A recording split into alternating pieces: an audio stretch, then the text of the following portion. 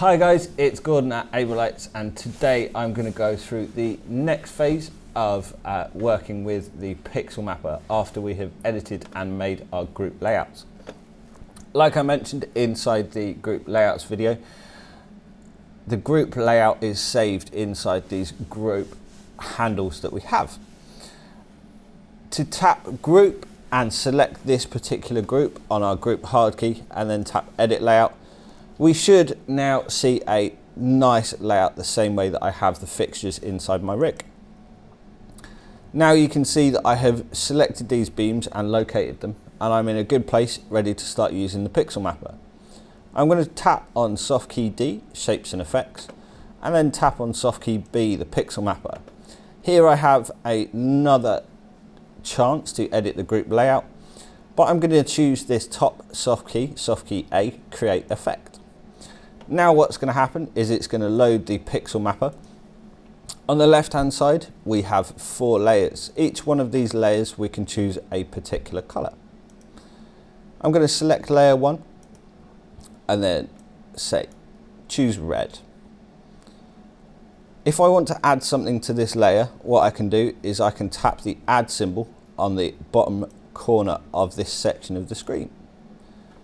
The console will then show what elements you'd like to use. So for this particular video, I'm just going to use a block. Now that I have this block selected, underneath I have custom options specifically related to this block. So I can make it smaller and taller. If I choose this layer, then I have custom options relating to that layer. If I would like this block to do something, then I can select this block on the left hand side, press an add symbol.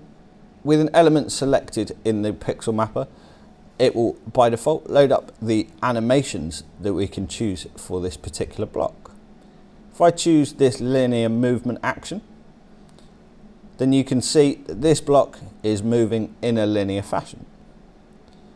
To adjust this block, I still can by selecting the block on the top left hand side, and I can move this start position. This black sun icon in the corner near the add symbol means that it's going to set all of the color values to 0% inside the fixtures that I'm creating an effect on, so that I will just see the pixel map effect that I have made. Now if I close this window, you can see this block moving on my lights. I can load up the workspace window of effects editor anytime I want, when this pixel map is sat inside the programmer, to be able to move and change this effect. If I don't like one of the things that I have made inside the pixel mapper, what I can do is I can select that particular thing and put it in the bin using this bin icon here. If I want to add something else for this block to do instead, I can still tap that add button and I can say add a rotate. You can see that that block is now rotating across my lights here, and if I want to record that onto a playback, I can, as always, record by channel, fixture or stage onto a playback. Now you can see anytime I fire this playback, it's going to have that block. One final thing that I will show you is if I work with a couple of different layers. I'm going to follow the same process again, but with the pixel mapper you can do it out of sequence if you'd like. So you can see I've already put something in that layer. I can then choose what color I would like that layer to be. I'd like this swirl to rotate. I'd then like on layer 2 there to be a blue swirl rotating. So my swirls are different sizes. I can grab that swirl even after the fact. As soon as I've grabbed it on the left hand side, I will have those custom options.